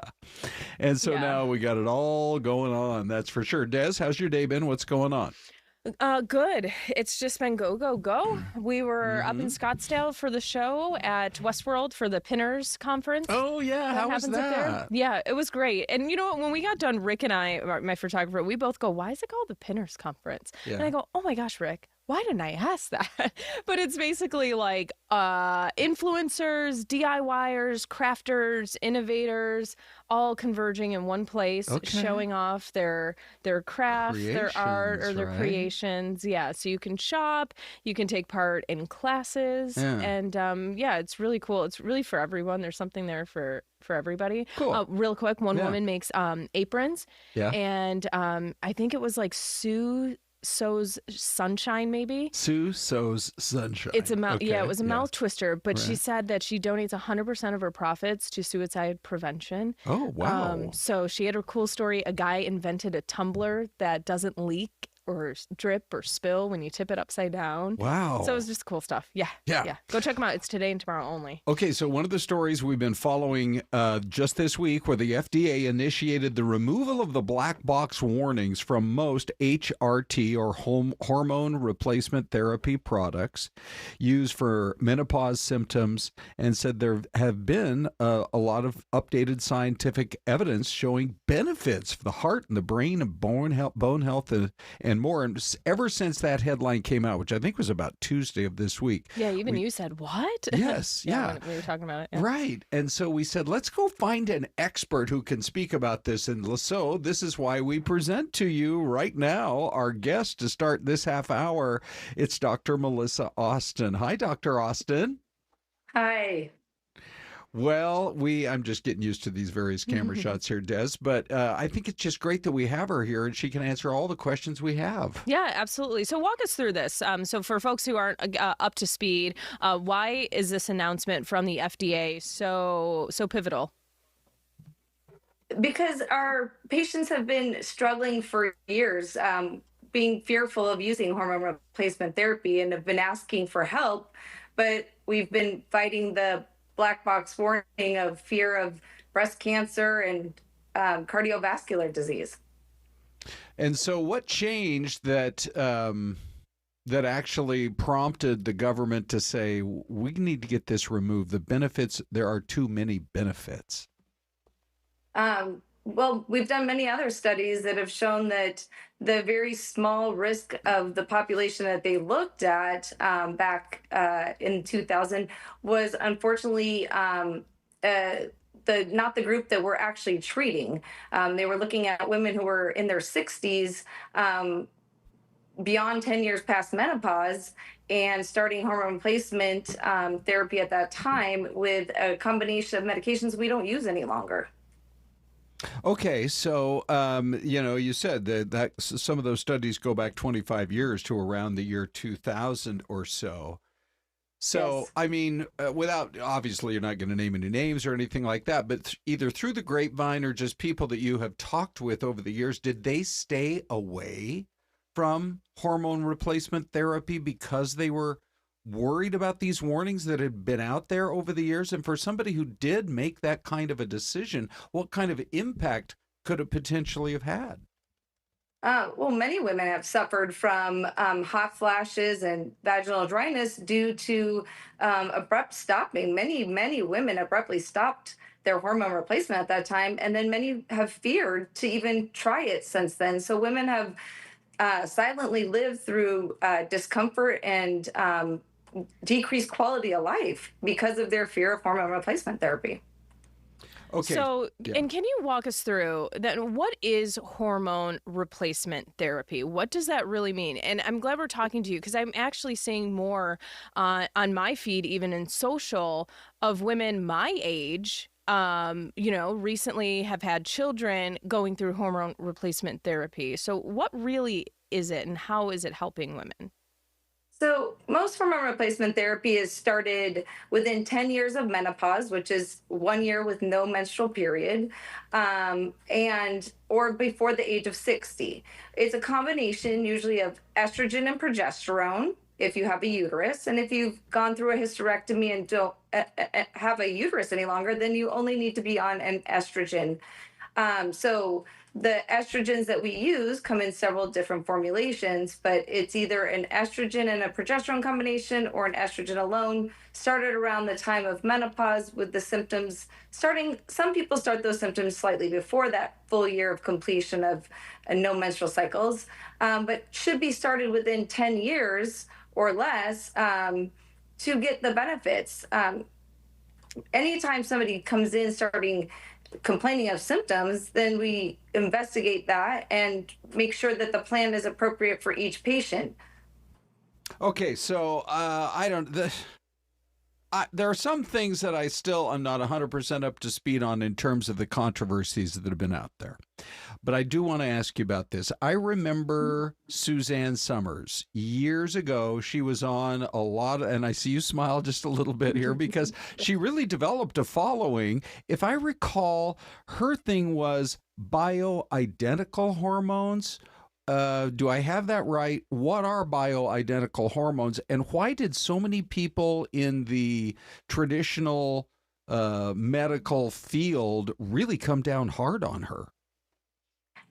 Well, I think it depends on how you're identifying bioidentical. There are pharmacy prescribed through your general CVS or Walgreens pharmacies that are bioidentical. I think a lot of times when people think of bioidentical, they're thinking of compounded hormones, and compounded hormones are not FDA approved. And so that's where a lot of people come down on saying, well, you're saying those are safer, but really don't have the studies to show their safety. So when we're prescribing FDA approved medications, you're still identical to the hormones that are in your body. So, but the second half of the question, then, I don't know if you remember all those interviews she did. She was like a frequent guest on all of the talk shows. Yeah. Why did the medical profession come down so hard on her?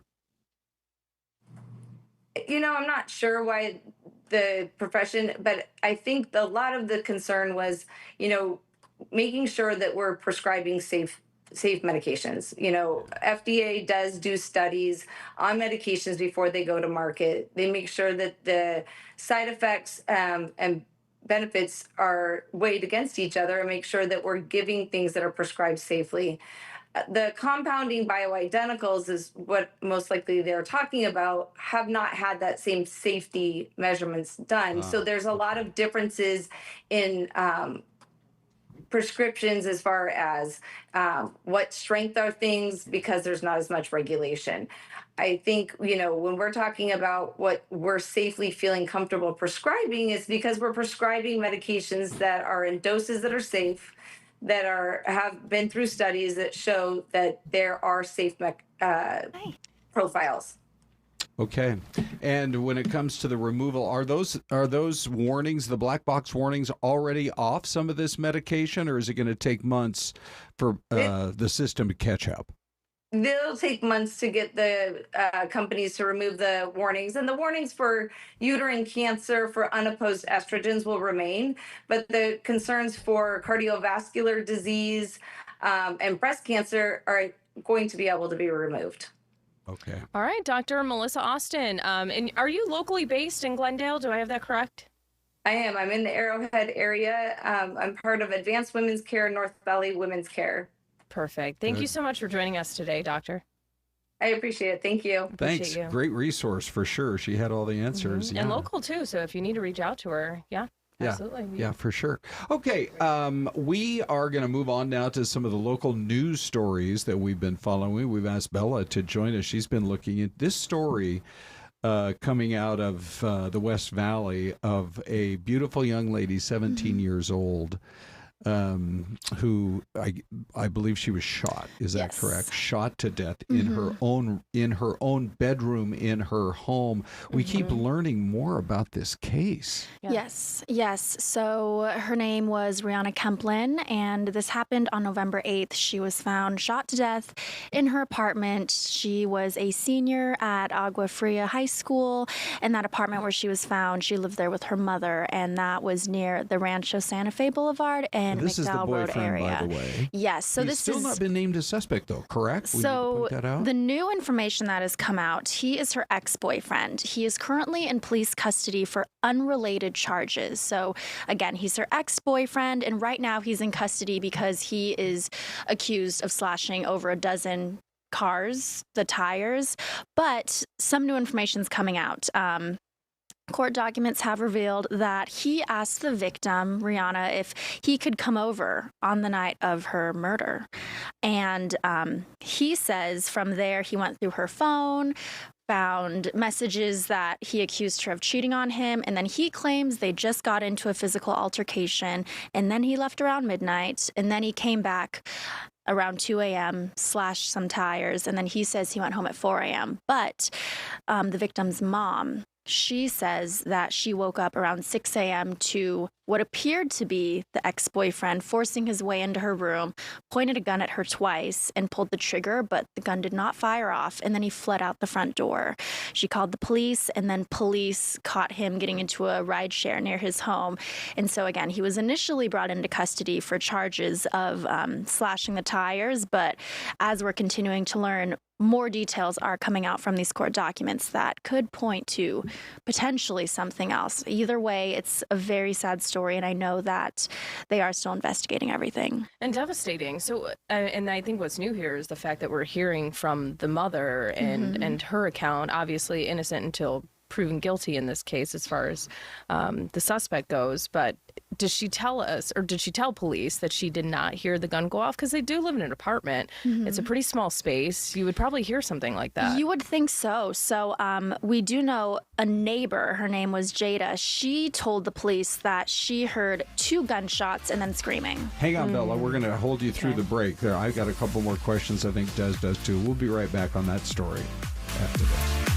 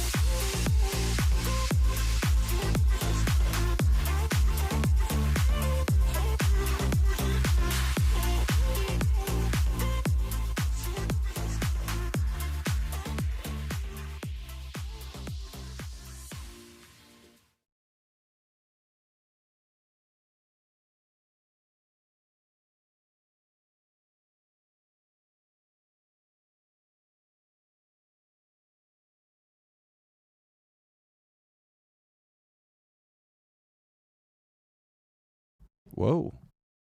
That music went away fast. I like Halakita jumping right in, Des. She says it's Alberta, Canada. Mm-hmm. And Louis was like, I'm following that. I'm with Halakita. You know what? I'm going Halakita today, too. Well, okay, so I've been to Alberta, which there are two big cities up there. One is Calgary and the other is Edmonton. They sort of say, if you're from there, they say Calgary, like Gary, like a separate, almost like a separate word. Really? Calgary, Do they? Yeah.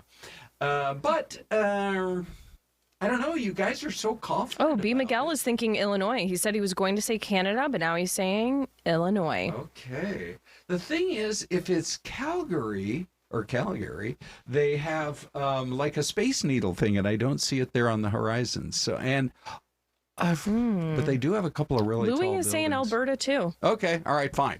I'm doing Alberta. What about you, Des? Yeah, I said I was on the Halakita bandwagon, too. All right, here we go. All right. It is. Yep, it's Alberta. Edmonton, Alberta, Canada. All right, wow. Oh, it's Edmonton, not Calgary. Smart chat. Okay. Good job, you guys. You know what's really... Have you ever been Halakita? Because you came in really quickly with that guess. Yeah, that was a good guess.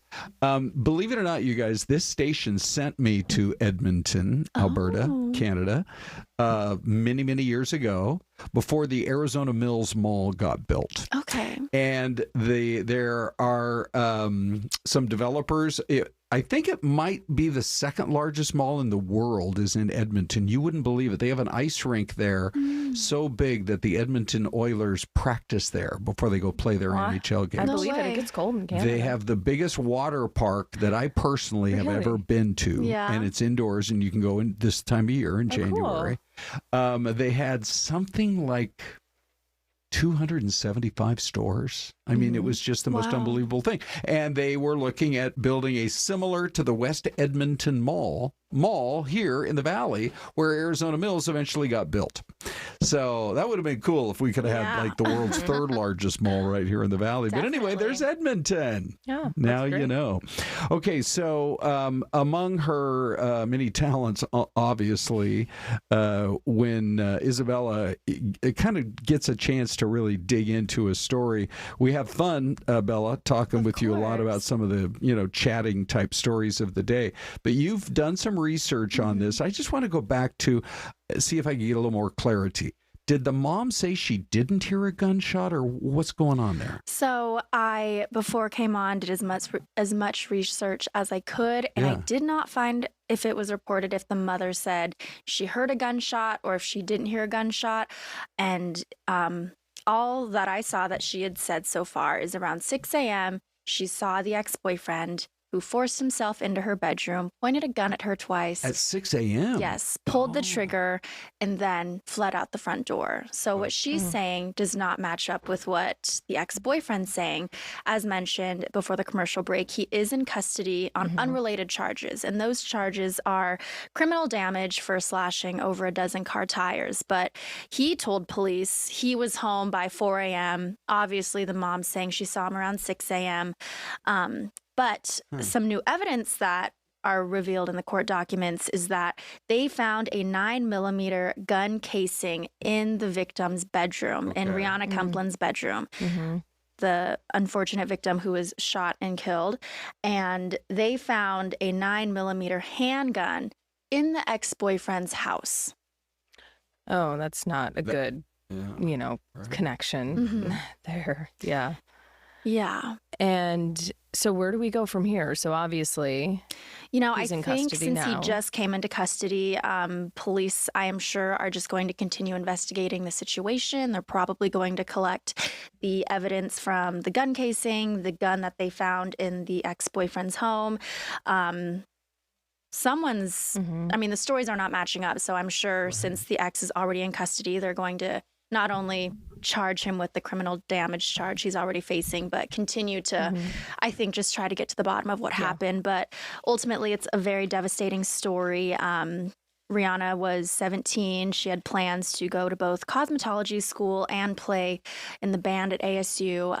So this whole thing is just very sad. And I do know that her friends and family do want to remember her as being a light in this world, who was very accepting of all. And she was just so adamant about being yourself. Yeah. And we heard from her friend that just said she was a very unique individual. Yeah. And she embraced that about others and was very for being yourself. So it's sad that, obviously this happened. But of course, police will be resourceful. And I was just thinking, with it being an apartment complex too, there's probably cameras that they can utilize. I mean, not everybody has cameras at home, but with it being an apartment complex, you hope that that's a tool. Yeah. That there's I'm sure they're still going through footage because they already found out that he, slashed tires on cars at the complex. So, hopefully. All right, Isabella, thank you very much for your report on that. The other case that we continue to follow on a daily basis, but we did want to give you an update. There's no trial on Fridays, at least till further notice, in the Allison Feldman murder case, and that's the one out of South Scottsdale. This young woman had moved here to the Valley, was looking forward really to starting her life. She had recently bought the very home where she was brutally killed, and it is a case of familial DNA that really kind of cracked the case open. There were legal fights over that part of the case and others for the last, honestly, few years, because this all goes back to the year 2015. And they did have a Scottsdale detective who said... by the way, the boyfriend was the one who called in. We played a clip of his 911 call where he is just like overcome with emotion. He said he would go to police headquarters. He asked if he could see her one last time, and the detective said there was a time once we got him to my patrol vehicle. He had asked about Allison and about if he wanted to see her. His request, I don't want to say got a little more forceful, but a little bit more direct. And at one time he stepped out of my patrol car. I was concerned he might be going back to the scene and potentially contaminating evidence. So I stepped between him and the residents, and he seemed to calm down. And he, to my understanding, was never, from the very first day, really actively investigated as any kind of a possible suspect in the case. They eventually did make the arrest, and we are going to continue to follow it with all of our resources here at Fox 10. Now, Des, we have got to get through this weekend. If there was a way that we could have a law on the books that when the big rain comes, it's always on Tuesdays and Wednesdays and not on Saturdays and Sundays, would you be on board? Oh, absolutely. Yeah. I mean, it's football weekend in our house. We got a lot to do. Come on. Right. But I will say this. I think they're going to be able to get the homecoming parade off tomorrow at ASU. And our Tommy Fergus was out there with a preview, because it's really apparently not going to get bad till Saturday night and into Sunday morning. Here's what Tommy said. So tell everybody, Preston, about the parade, because that's really where it all starts. Oh, man. So the parade starts at 9 a.m. Yeah, how long? We're going to be going down University. It's going to be led by our Grand Marshal, Lieutenant General John F. Goodman. He is, well, first of all, he's just an incredible person. But part of homecoming is including our salute to service. Yeah. We are welcoming back all of our veterans, all of our military, first responders, everybody who's part of our community. We want them coming back. And John Goodman's going to be leading our parade. Is my buddy Sparky going to be part of the parade? I'm pretty sure we're going to see Sparky once or twice or a half dozen times. Sparky's got a mind of his own on the parade. If you come out here to the block party of the parade and you don't get a picture with Sparky, then really, you're missing out. You're missing out. Get your kid one of those passports and cruise around. But there's so much for everybody. All of the colleges have them. So if you want to reunite with your alumni from your college, you can meet up with them here. Absolutely. This is the place to meet your fellow Sun Devils. Reconnect with people you haven't seen for a couple years. We're all coming back for the same thing, for our community. So you said all the parking south of University is free, so remember that. It's Correct. a good place to bike if you want to grab the light rail as well. Oh, yeah. Football game starts at 11. They're playing West Virginia, which we all know, Preston, when West Virginia and ASU get together, it's not a slap and tickle affair. No, it's going to be a serious event, but I think it's going to be a serious win for ASU. It's going to be so fun. That'll be great. What number homecoming is this for ASU now? Boy, we're well over 100. Yeah. I don't have the exact number, which is incredible because we just have so many. I don't know which one we're on right now, but I know we're over 100. Well, I'm sure it'll be a great weekend for alumni and parents that are in town as well, and of course all the students.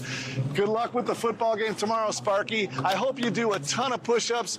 No, I'm not doing push-ups this morning. I love it. Last year when they scored 49 against U of A, Sparky had to do 49 push-ups at the end there. Oh my gosh, that's a lot. Do them.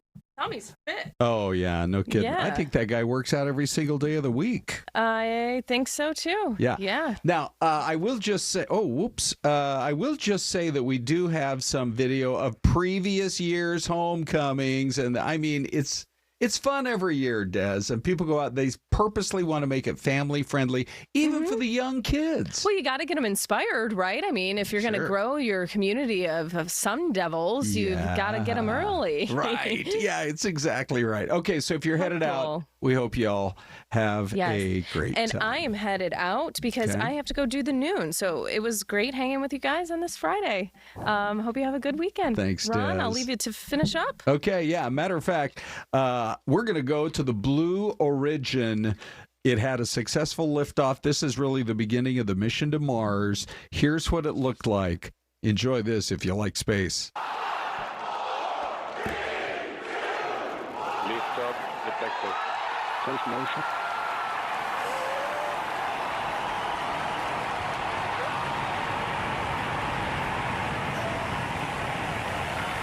Newland has cleared the tower.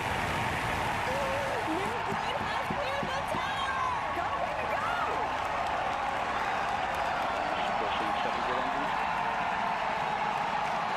43 seconds. Flight deployed.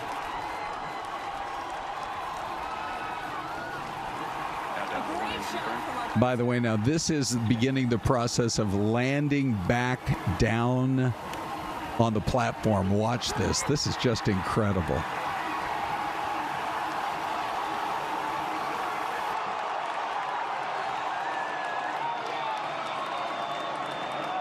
Standing by for touchdown.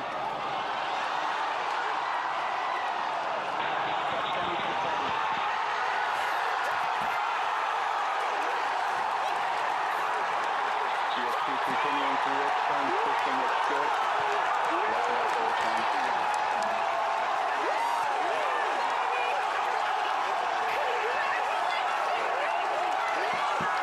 And with that, we'll say goodbye. See you Monday on Fox 10 Talks.